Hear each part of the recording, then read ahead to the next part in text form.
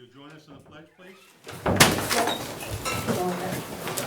I pledge allegiance to the flag of the United States of America and to the republic for which it stands, one nation, under God, indivisible, with liberty and justice for all.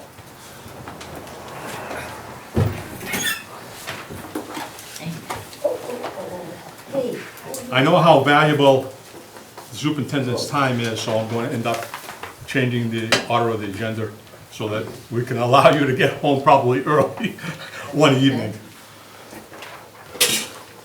So if there's no objections from the board or anybody, let me just give a quick rundown as to what's transpired so everybody understands what the advisory board has done up until this date. Unfortunately, last year, the FY13 budget, the school budget, was only reviewed at the Templeton pre-town meeting in May of 2012. With that in mind, the chairman, myself, met with the superintendent over several occasions early last fall and received and reviewed the FY13 Narragansett school budget. She was kind enough to take and open up her schedule a couple of times for me.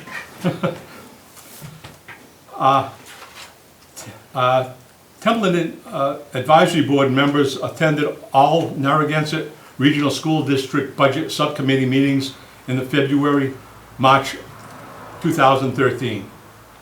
Information on preliminary budget discussed at the Templeton Advisory Board meeting in February, and a vote to recommend to have the budget subcommittee have to reflect a more level funding, possibly, but this didn't happen at that particular meeting. Our recommendation was to go towards more level funding. The Templeton Advisory Board at the Templeton pre-town meeting voted not to recommend the Narragansett Regional School Committee as submitted at the pre-town meeting on a vote of 4-3.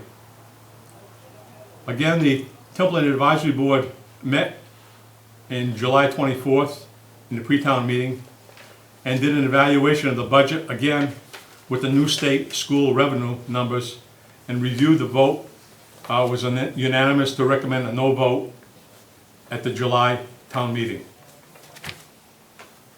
At the school meeting of with the selectmen meeting on the 31st, the superintendent at that particular meeting invited the advisory board members to meet with her so she could answer any questions before the joint town meeting. On August 4th, I sent an email to the superintendent to have her attend the meeting on August 14th, and due to scheduling of the school board meeting, she could not attend that meeting. Templeton Advisory Board rescheduled the meeting till tonight, August 15th, so all members could review the school budget and ask any questions. And with that, if we could end up having the superintendent end up starting off as to where she wants to start with the review. I know we asked her for 5 additional items in addition to the budget, and I don't know if you had the additional 2, because we have the regional school committee and subcommittee structure and membership list. We have the regional agreement, and we have a cost estimate for the closure of the East Templeton School, but we didn't get the FY13 budget or the group health insurance enrollment numbers. You didn't get the budget? You sure you didn't get the 13 budget? Yeah, she didn't send that. She was supposed to send it. Yeah, She didn't get it? No, I didn't get that or the health insurance. I didn't know if you were gonna bring The those. health insurance, Isn't this the budget? That's this year. That's the 14th. We're talking about the Okay, 13th, so we had something to I go back. have a copy of the 13 budget. I only have one copy. In fact, I ended up late today. I had to actually go back into And I last thought- year's records Yeah, to end up getting I'm that. sorry, I thought they had sent it to you as well. You don't have a copy machine, do you? There is, but there's You're- not much paper. Oh, there's no paper? The office isn't open over there? No. Jeff's here. Oh, Can you well- get us? well, then he could put maybe get some paper in, because the only paper that's in there is the old paper. That closes behind the. So, I wasn't prepared prepared to go line by line through the budget tonight. I thought you had some specific questions that you wanted No, to. because some of the members did end up wanting to take a look at some of the line items in the budget. Right. And I did have some questions. In fact, I had some questions that were posed to me from a citizen. And a citizen's question is, why did the school continue to push for this budget when they knew that the town was having financial issues? And that's something that they wanted answers per se. And I don't know if you want to go into that. I mean, that's, Well, I mean, obviously, the town's having financial troubles, but so is the school. And I think that, are you aware, I don't know, see, it's hard to know what everybody's aware of. Let's see if we can get some agreement here about things that are impacting both your budget and our budget. One of the things that impacts our budget is that for the last 4 years, the town of Templeton has given us the exact same dollar amount of money to support our school district. So is that something that we can all agree upon as a truth? it's fairly close, yes. It One of the- actually went down a little bit this last That's, fiscal year. once you do that, the one that goes through. And so what do you mean fairly close? I mean, you know, within a couple $1,000s of, Right, but if I'm not, anything. it's not grossly out of whack per But so se. for 3 years, it was absolutely the same number, and then it dropped by a few thousand this year, I believe. Right. That's, so, okay, so we have a school district that we're running with the exact same dollar amount we did for 4 years, and the proposal for FY 14 would be for us to continue with that exact same dollar amount, with no increased support from the town. Well, one of the problems that I see, and this is not only the school, over the last 3 years, both the town and the school have mismanaged the funds. And why did I say that? Okay, yeah, I want to. Because we've gone into our reserves, and that's financial disaster at some particular point. If you continue to use your reserves, and the town did, I want to take and make that very clear to you, that the town did not do what they should have in past years, and they continue to use their free cash and stabilization. I see that, and I went back and pulled another information. In fact, it kind of struck me funny because in the slides that were presented on your website, school website being that, I totally don't understand this. Transfer from E&D in FY11 is $330,519. But when I look at the slide presentation done for the FY14 budget, FY11 was a transfer from using the reserve fund of $159,621, and I don't know how to. So let me explain that to you, because I Okay. can understand, and I think, well, that's what some of the, I take responsibility for some of the school way we talk about funding is different than the town way you talk about funding. Yeah. And so, the example being, when I said administrative salaries had actually gone down, but I documented what exactly I was talking about, because administrators are superintendents, principals, assistant superintendents, and that type of personnel. You, Will, had added guidance and special ed, which I can understand if that's your interpretation, which is fine, but then our numbers seem very, very different. It seemed like we were saying different things. And we were, because we were using terminology, the same terminology to represent different things. Because guidance counselors and special ed teachers in my world are in our NDEA bargaining unit, and they're teachers. They're considered teachers, not administrators. So I'm glad that you brought this up, because I think that some of the confusion for the community at large is because of this different language. And I don't think either of us is trying to misrepresent anything. I think it's that we're looking at it from a different We're just looking at the data that we have available to us, and Right, that's so- really what we've been trying to do. So I just wanted to use that as a point, well, to say that I understand. So E&D is excess and deficiency Yep. from prior year's budgets. So at the end of the year, if we have anything left over, after we're audited, they declare it excess and deficiency. And that's that number that you see for E&D in the slide. Oh, But then okay. there's another reserve account That you actually roll that money into. that we transferred from. So there's two separate things. We have always, as a school district, always, E&D has always gone into offset, as far as I can look back. It's always gone into offset the following year's budget. So this year's E&D will not set off FY14, it'll set offset FY15. We have had that practice in place. So whenever you see E&D, that's what's left over from our current fiscal year. But the transfers, the reserves are something different. That is money that had been saved in a revolving account Yep. for a rainy day. And then we transfer it out to help support the towns when they can't give us more money, which Yep. is what we've done for the last 3 years. We had reserves and we used them, but we didn't just use them to do what we wanted to do. We also took, over $1 million worth of cuts. Like even this fiscal year, to get to the number, because you were on the finance subcommittee, they said, we looked at the whole budget, came back, it was like a 5.6 or almost a 6% increase in the budget. And everyone said at the table, the towns can't afford this, can you go back? And I asked them, what do you want to cut? They wanted me to make recommendations, and they said, could you get it closer to a 2% increase? So I came back with a 1.98% increase. I cut over about $300,000 to get to that number.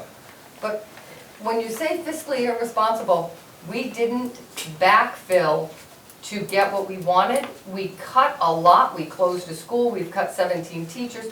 We've made a lot of cuts over the last 3 years, while we also systematically transferred some reserves so that we could preserve the programming for our students. So I would challenge you that we are not fiscally not managing our budget we're not dealing with widgets, we're dealing with kids. So the programming that they need and the requirements from the Department of Education cannot be ignored. And so it's a Some of these balancing cuts act. should have probably been made or brought to light 3 years ago as to how that you were starting to take and use those funds. And the same thing, and the same thing goes with the town. Every single year I did though. Every single year I said, Yep. we really need an override. We're going to use these reserve funds to offset it, Yep. but we need an override. Last year, I came in front of the select board and I said, you have $500,000 of debt falling off the books. And could you please just do a $500,000 override, give some to your town and give some to the schools, and then you won't realize a tax increase, but you won't realize a decrease either. And Sue, where'd she go? Because she always corrects me and said, well, you can't say they won't have an increase, but in theory, if you took 500 on the books and then took it off, but you left it there, it wouldn't have felt like an impact. And I said at that time, I said, this is the last year my auditor, because I have my auditor, Yep. and he holds me to a firm figure, he wants us to have 5% in reserves. So it was a balanced approach of cuts and transferring some reserve funds in an effort to provide a quality education to the kids, but also fiscally responsible. As you're aware, I supported that last year. I mean, Right, I was just trying to answer your yeah, question. and I could didn't see, say and I agree with you because we were coming off of the fact that the senior center money was coming off, and that would have not impacted, especially the 225,000, would not have ending up increasing the taxes. It would actually, for that amount of money and the other for the town, would have actually decreased the taxes into about the $14.30 range from $14.60 per thousand. And I'm aware of that, and that's unfortunate. It didn't pass. We had to live with, the town had to live with that as well as yourself. And we made drastic cuts. As you're aware, it was $107,000 last year. And this year, we had to take and make another $64,000 cuts in our budget because we didn't think an override would pass. Well, can I ask you a question about that? Because I am a little confused about it. Isn't it our responsibility to explain the services that you'll have or the services that you'll lose and put out that a potential override? So if this board really thought it was in the financial best interest of the town, isn't then, if we collectively said, look, you're gonna lose sports, you're gonna lose AP classes, you're gonna lose your police department, you're gonna lose all of this, and we came out and made a really joint pitch to say, your schools and your town needs more money, and we all voted yes that for the override, and then left it up to the town, we assume ahead of time that the town won't vote for it, and I think we need to give them the benefit of the doubt, give them the information, and then say, we really, in our best judgment, we think you should do X, like I did last year with the 500,000. And then let them decide when they vote. And maybe they would have voted down, but I think if we said, we really think this is a good thing that you do for your town, because now I think everybody's unhappy. I mean, nobody wants a police cut, nobody wants a fire cut, and honestly, I don't think anybody really wants the school cut either. And we're in this, I'm not sure we can cut our way out of it, I really don't. I know from a school perspective, when I look at what's required for us to do, special ed, health insurance, retiree health insurance, our retiree health insurance just went up from hold on a second, I'll tell you. It's just slightly under $500. No, we just got our bill, and we had no anticipation of the bill, and it went up to, from 475,165 to $372,000, a 33% increase.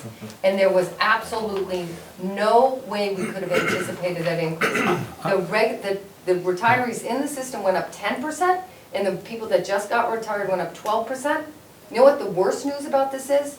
We're working on FY12 people that retired. These aren't even including the FY13 people. See, That's a huge percentage. I'm amazed that I'm sorry. amazed that went up because I was just reading the fact that one school district, they lowered their insurance premiums for their retirees as well as their overall health insurance by $200,000 to $250,000. They're regular employees, Yes, not their retirees. I believe it was a combination of both. It said health insurance. There was no detail to explain whether it was just one or the other.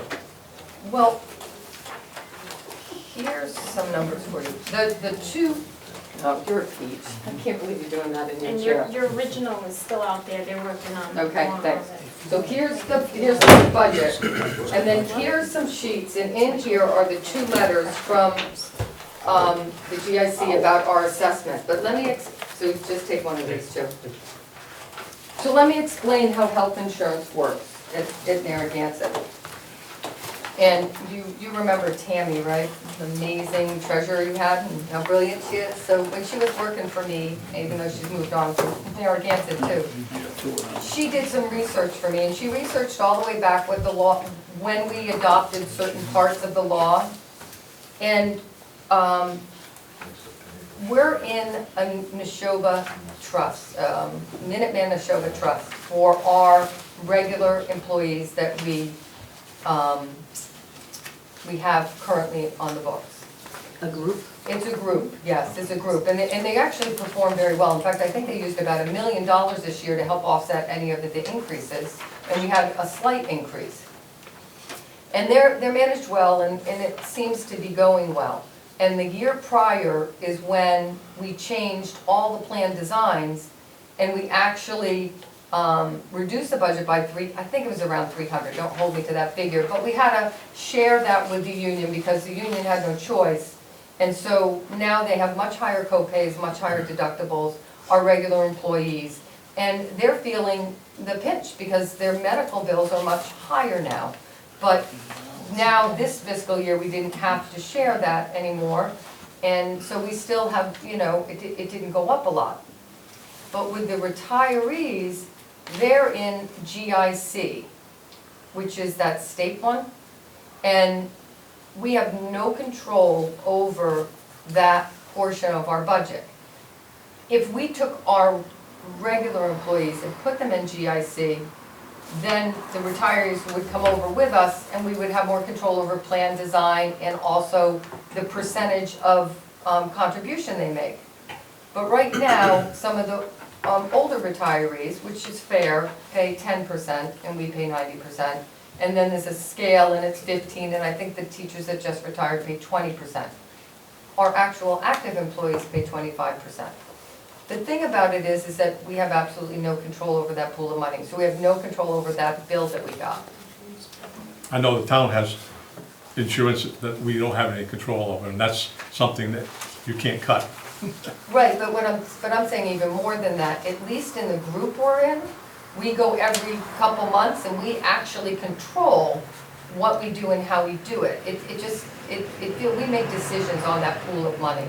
And we have a very nice pool supporting us. So anyhow, that's one example of a $160,000 increase that was not anticipated.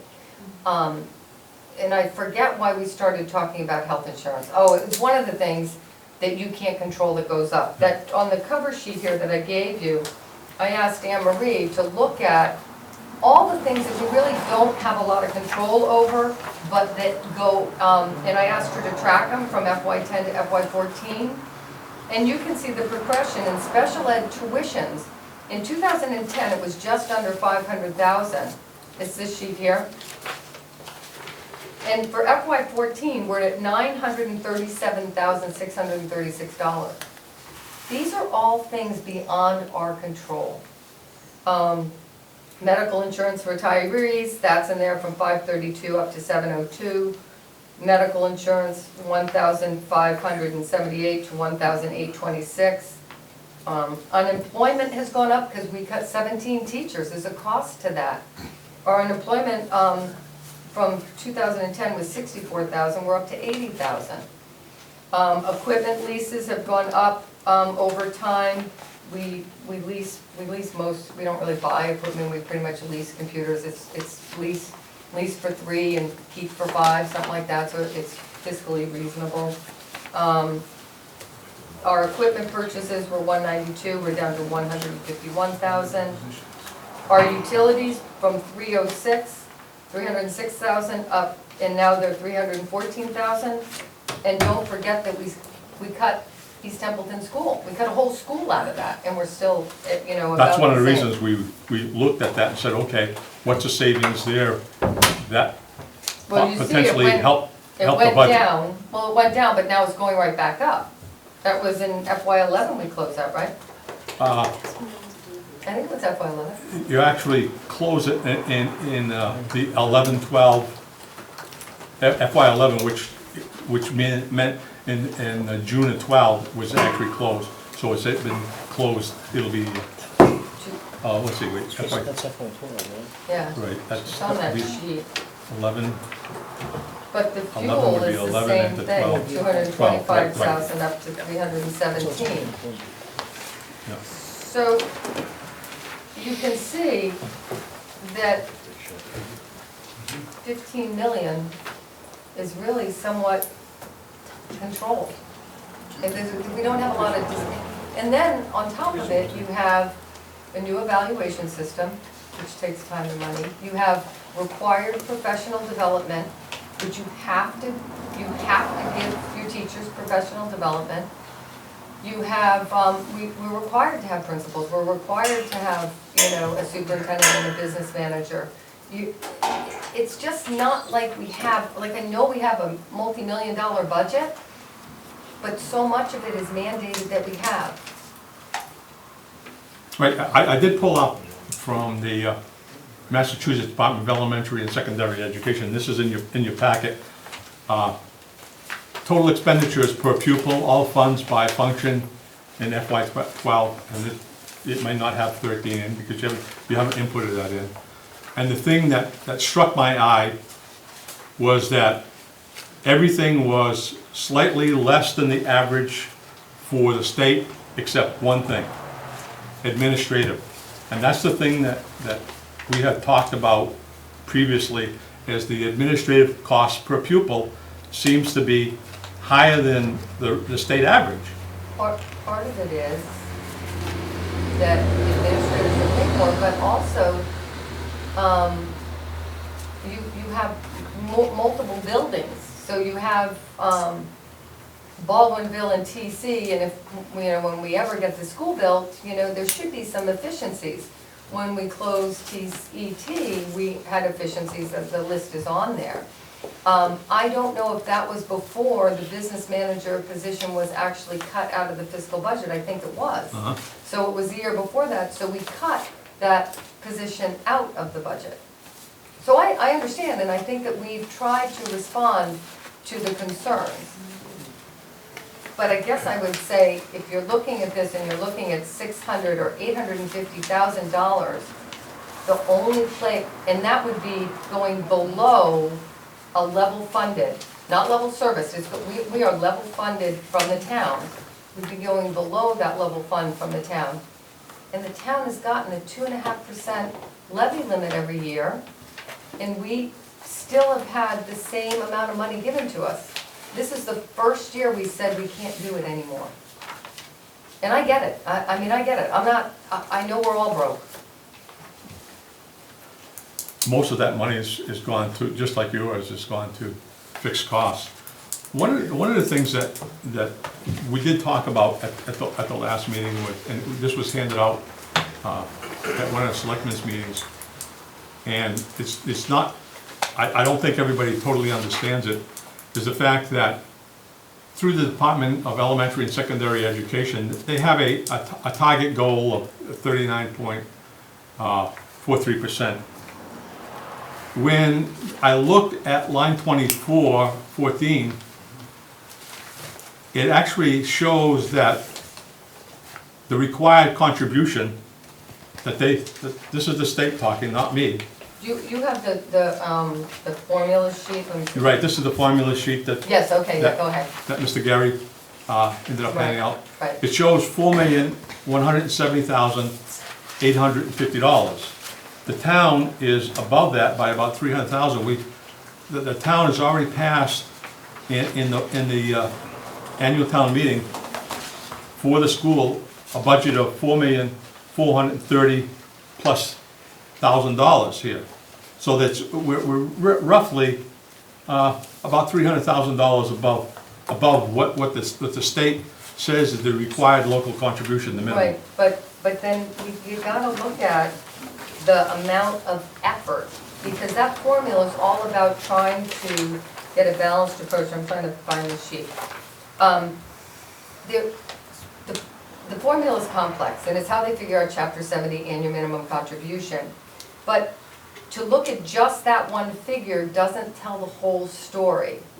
Because if you look below, it says that your target share, you're under effort.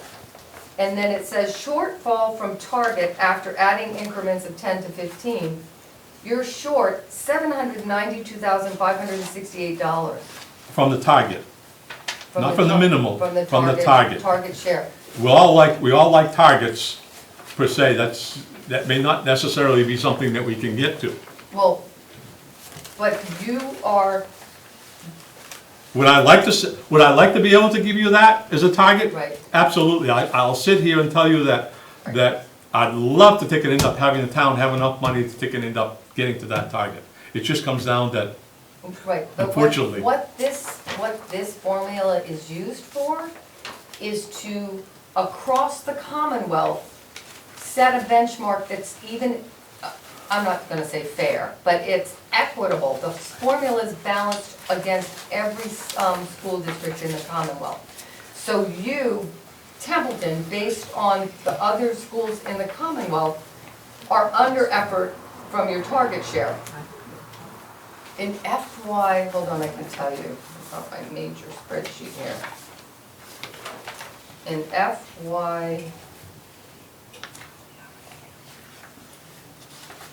in FY10, that was, I think, the second year that Dr. Weiss was here, what the Department of Education did, and they did it to Narragansett, and actually to Templeton, but they did it to every other community that was under effort. They took and recaptured, I think it was like $635,000 of your additional contribution, and they added it to your minimum because you were so far behind. Dr. Hemmen had said to me that in prior years, at one point they had recaptured $200,000.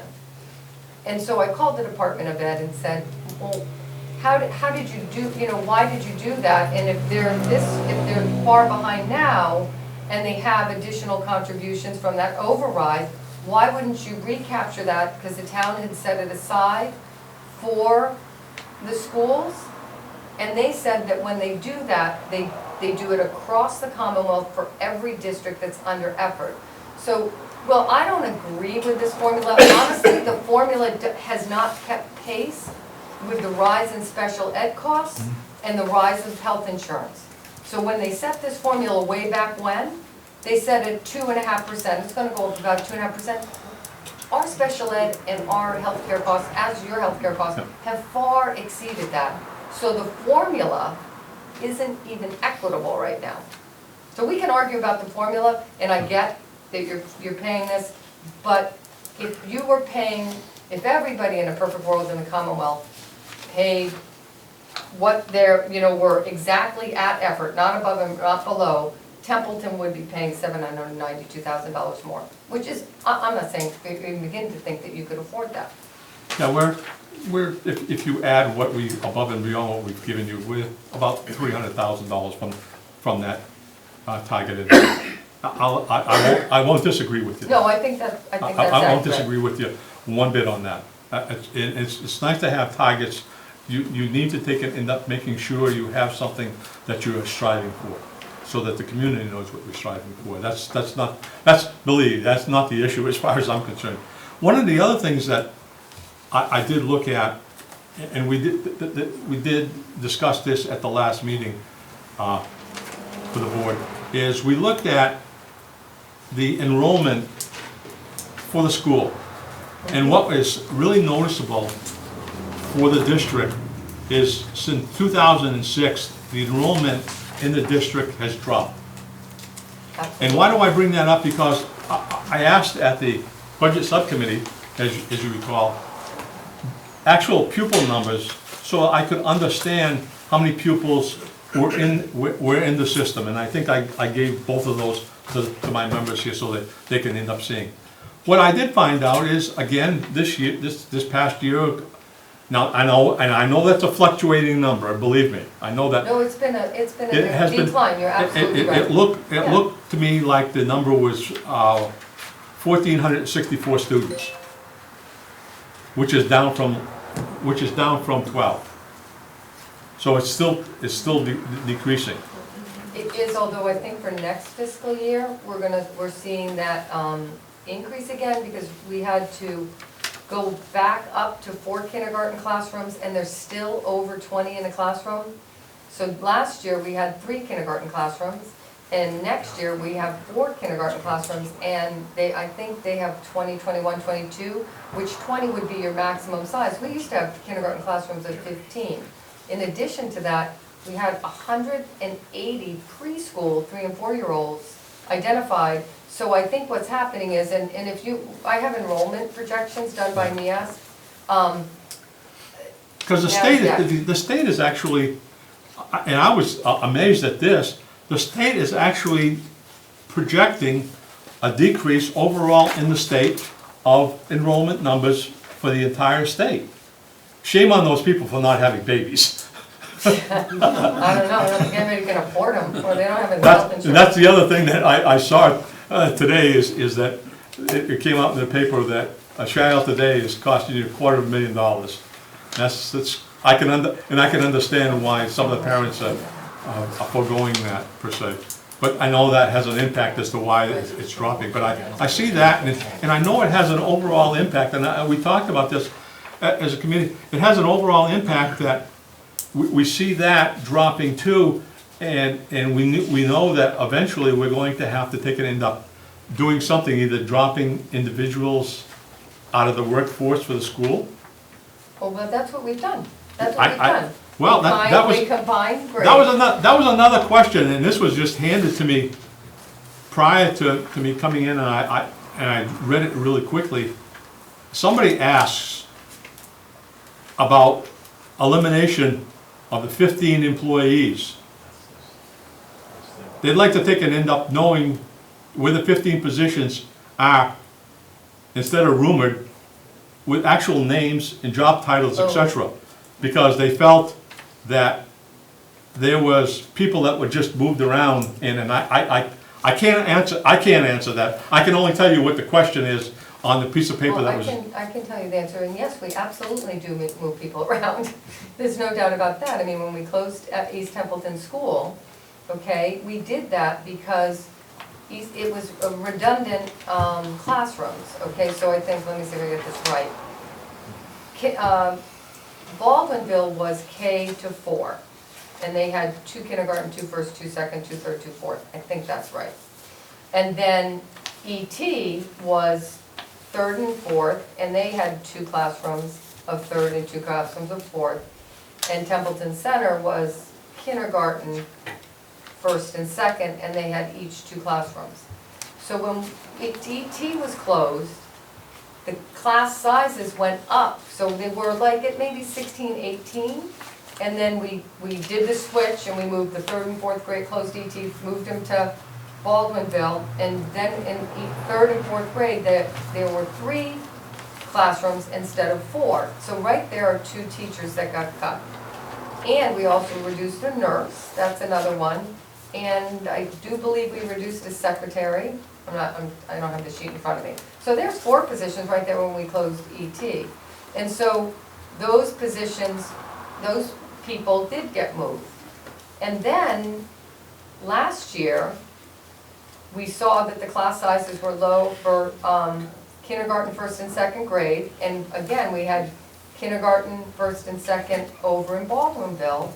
And so what we did was we moved the 2nd grade over to Baldwinville.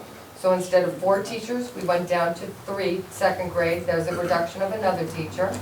The 1st grade went over, 1st grade reduction, and kindergarten went over. And so there were 3 more positions. What am I up to 7?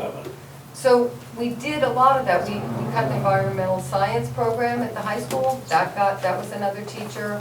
I don't think I have the rest of them off the top of my head. So we did a combination of cutting positions and transferring people in. And whenever we could, we tried to, if a teacher retired, we used that position to, so we weren't cutting people, but you can see from our unemployment, clearly we've been laying people off. See, the thing, and when I'm presented with some data, I go to verify. And the other thing I ended up saying, okay, I've heard about salaries are not in line with a lot of other schools. That's not true. Oh, okay. That's not true. And- And 3 presentations ago, from step 8 to the top step 13, we are competitive, equal to, I don't think we're above, but we're competitive with area towns. But our step 1 to step 7 were woefully under the area towns. Yeah. And Because I looked at the state website, so I could understand this better for our community as well as other communities. And it also told about the total amount of teachers. In the last couple of years, it only appears that we've only dropped down about 7 teachers for the figures I have. And the average salary that they give is roughly $67,000. And I tried to look at area communities, those that we play football against and try to compete against. And I was amazed at the fact that we are very competitive, right within that ballpark. In fact, and this is what surprised me the most. There were some large communities that, and I say large on total teacher size as well as the community itself, that were actually paying their teachers less than us as a community. That was the surprising thing and the overall Well, thing that I looked at from the state. so when you look at averages, Yep. okay, that can be tricky. I'm aware of that. We're very fortunate to have extremely good teachers and an environment that they really want to stay in. About 50% of our staff is at the top step and have been there. And so we don't, just until recently, have we gotten younger teachers in. So when you take an average, if you have a lot of teachers at the top step, then your average is going to be higher. But a larger community like a Gardner that would have more beginning entry-level positions, those new teachers coming in bring the average down. I'm well aware of that. And So I just wanted to point that out, Yeah. but we haven't had a lot of younger new teachers come in. We've had a lot of stability in our faculty. Here's a question on that is that, again, this is information that I read about other communities or whatever. And I try to take and get as much information as I can to help me and my board members make decisions. One of the things that I did see is that teachers in other districts are dual certified. How many teachers do we have dual certified in our district so that if we did have an issue that they could end up teaching multiple classes? You would have had to ask me that question before I got here. I don't know, we do have some, I don't know off the top of my head. Elementary teachers all teach K to 5. Middle school teachers, if they're middle school certified, can teach a range. The high school, I absolutely don't have to answer that question. Okay. The other question that was posed to me was, and again, I saw this as another community had done, rather than end up having their vice principals only assist the principal and 50% they actually split it, 50% administrative and 50% teaching. Do we have that in our school? Yes. So our vice principals are teaching classes in addition to, No, we have department heads at the high school that have responsibility for helping to evaluate and supervise, write the curriculum. We have to rewrite our whole curriculum because of the Common Core. They do those functions. They don't want to evaluate, they're all in the same union, so actually evaluating teachers, responsibility falls squarely on the principal's back. We are not currently replacing the middle school assistant principal, and we're just going to have a principal there at this point. At this point, there's no, I have to be clear that the school committee has not made any, they certified the budget and they have not made any cuts. That there's been conversation about cuts, because as you know, we're living with a 1/12 budget, and we would be $350,000 short if this drags out till December, much like you folks are about $30,000 every month over expending your budget if you don't make cuts because of the 1/12 budget. So, I mean, so we're kind of on a holding pattern a little bit, but I'm trying to anticipate once the doors open in school, we need to make cuts so we don't overexpend our budget. But getting back to what you said, there are so many mandates. I mean, the legislative law on bullying alone is a mammoth for our district to have to investigate. There's a whole procedural protocol. We this past year put in a K-12 safety plan for our students. Not anything to do with Templeton, but North Central Mass is, you know, I'm sure you're all aware, there are some problems that North Central Mass is having because of the recession. Anything you see in your community, we find in our schools. So it's not as simple as just discipline, or there's so much more complex situations that our administrators are dealing with in this day and age than ever before. And it's really all about safety for kids. And our building, because we have cut staff, we have fewer eyes out there being able to watch our kids. And so I think it is very detrimental to lose an assistant principal, and we may disagree on what that person should do, but I tell you, they're busy every single day, and they're busy taking care of kids and making sure they're safe. Mr. Chairman? If I may- I'm just taking right now, Okay. I'll end up taking comments at the end, because I have a number of questions that were posed to me, and I'm relaying those, and then some of the board members, I'm sure, have other questions above and beyond that they would like to take and talk to. I only didn't know one, I don't have to write that one down. I get so many questions at times, and I'm saying, okay, I will pose that, I will end up being the person that will ask the questions. No, I think it's better they and, get the answers. Right, I mean, like we do with any of the budgets, we want to end up asking the hard questions. We won't get answers unless we ask the hard questions. We may not like the answer, we probably don't agree where we are, and we probably can't do anything about it. One of the disturbing things, and you alluded to that, the Northwest Accounting, is I just saw that, I went hurrah, we saw a 32% drop in the foreclosures in July. And the next statement that came out is, we see a rise happening in foreclosures, initially starting. And that was very disappointing to me, because I know that not only impacts the town, it impacts you because of your student population as well, and it affects both of us financially. So, I mean, that I'm well aware of. See, the other thing is, we've tried to end up putting some stuff in place as far as the advisory board. This advisory board is, as you see it today, is brand new. We've only been together for the last year. In fact, I want to end up thanking my members, because there was a number of conflict. This is not our usual night, and we tried to accommodate you.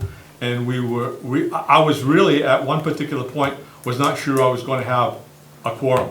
So I want to thanks my members, and I want to actually, at this particular point, thank you for coming, because we would have still had the conversation, but not having a quorum or whatever.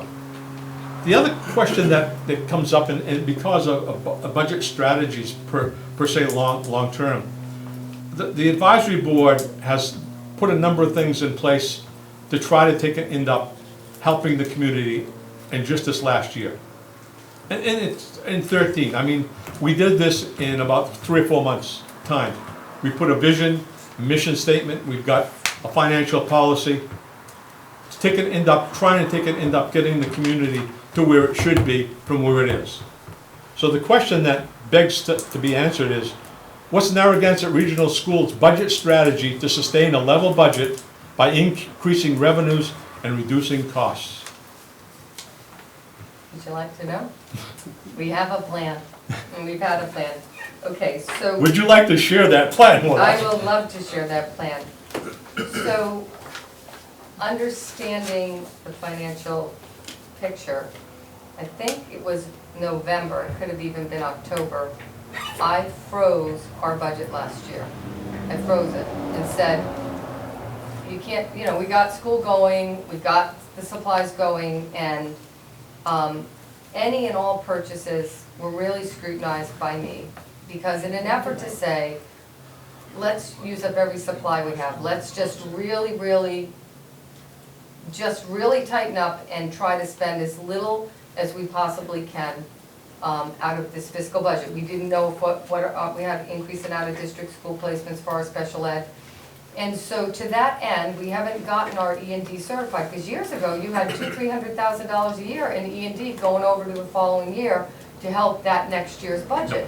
And last year, I think, what were we down to, 41,000? I mean, it was scary low, what we have.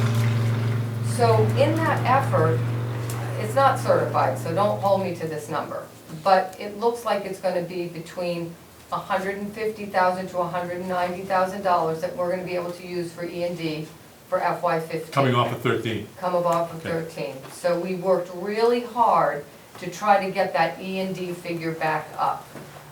So let's, in a perfect world, it will be 200,000, but it may not be, so let's not go there. So then the other things we're looking at, because we don't have a lot of ways of increasing revenue. We write as many grants as we possibly can, but in this fiscal time, the grants have dried up, or they've gotten really small, and then they want you to do the world for them. So, you know, it's really kind of a balancing act, but we continue to write grants. But we've been looking at our facilities. We have, you know, since I got here, my very first year, we wrote $1 million grant for a biomass heating system for the middle high school complex. We were not awarded that grant. We've been continuing to try to write grants and award it. We are fortunate to have had a group of people come in, and because we're poor, they did for free a feasibility study on a biomass heating system. And it came out very favorable.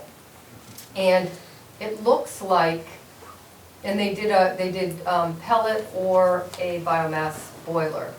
And a pellet boiler is cheaper, but the return over time is less.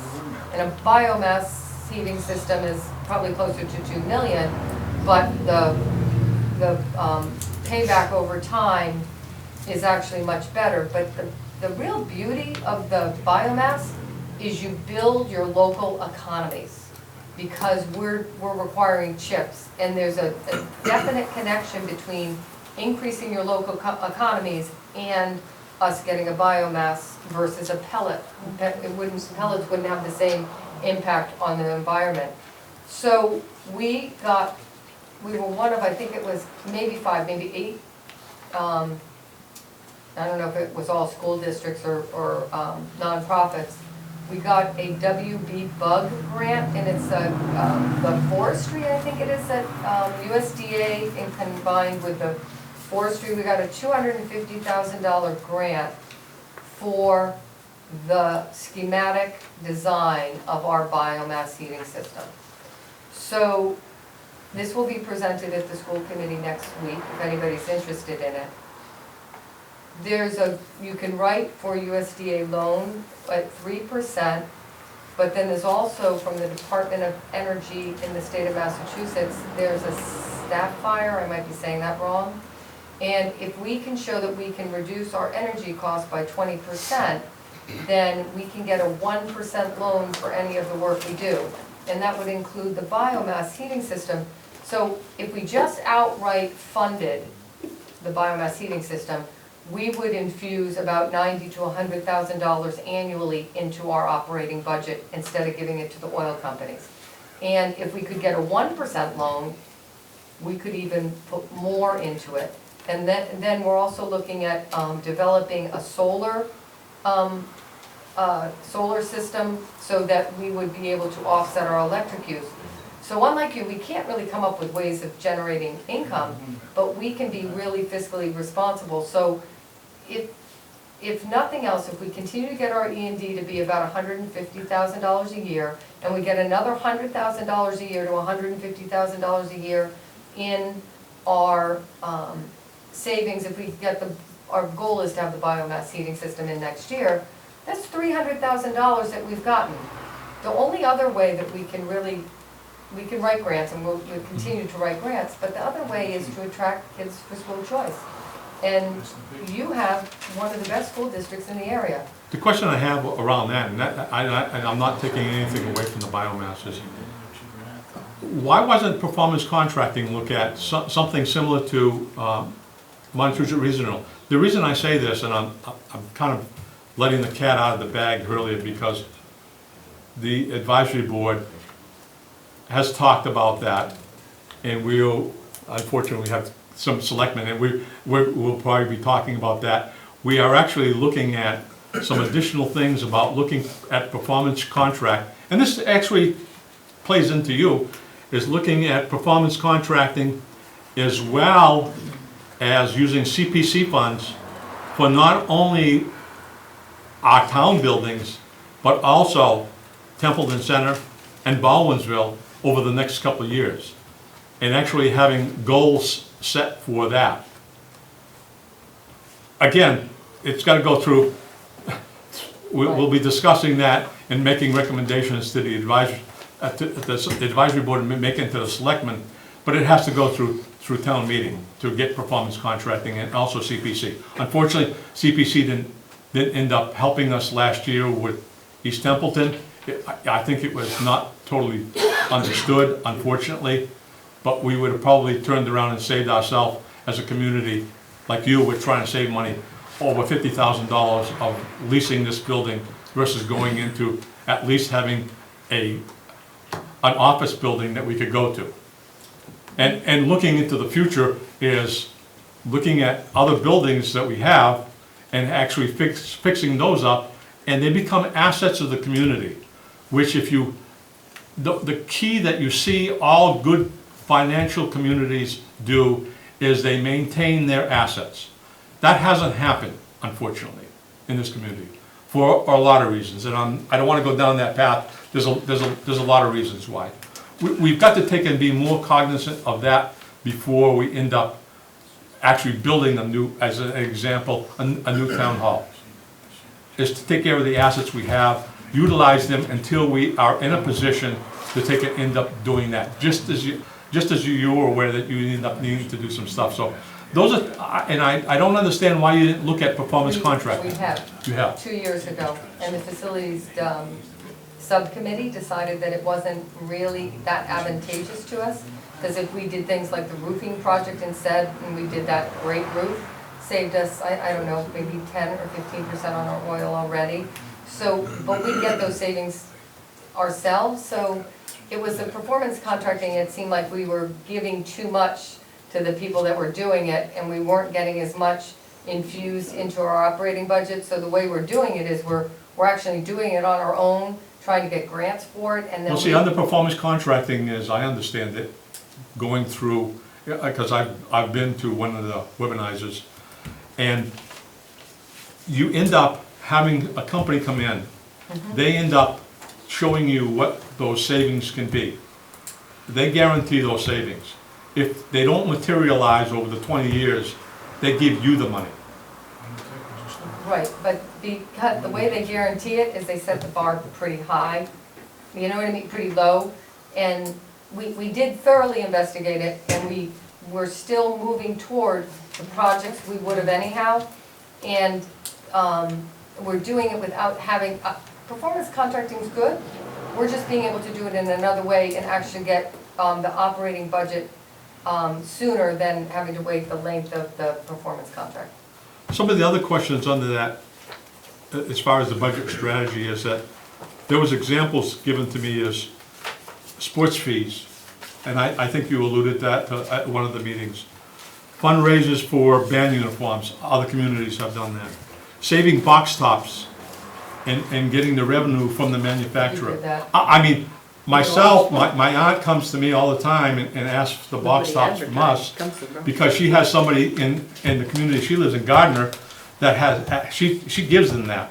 I would prefer myself to take and end up giving that to my own community. Well, you can, they've been collecting them for years. They have been doing that. Yep, they've been collecting them for years. I think that has to be better, well-known, so that people in the community know, and I think that's a good thing, because, and I see in the past, parking spaces, putting a fee on that for students. They do, and they use the money to help maintain the parking lots. Also, busing fees, We're not allowed, we're a regional school district. because Because we're regional, that's part of the agreement, you can't do fees. you can't do fees. No, can't do fees. We can make them walk further though, I'm thinking about that, no. Well, see, you're talking to somebody that used to walk the high school